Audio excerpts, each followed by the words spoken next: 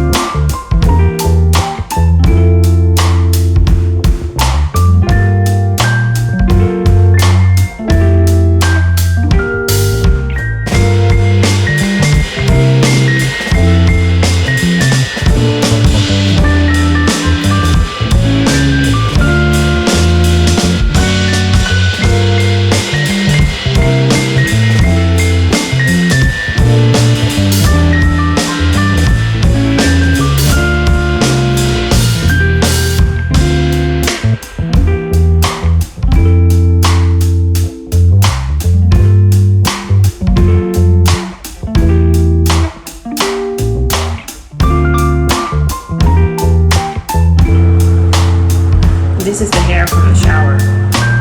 A must-have for showers. This will kill and destroy any mold and mildew and any smells. I'll leave it linked in the description box below.